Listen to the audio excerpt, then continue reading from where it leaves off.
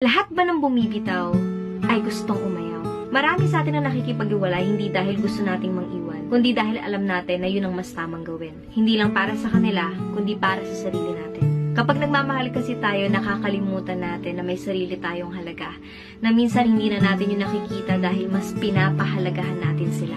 We give them the love we think they deserve, without realizing na tayo naman ang hindi na nakakatanggap ng pagmamahal na kasing kahalaga natin.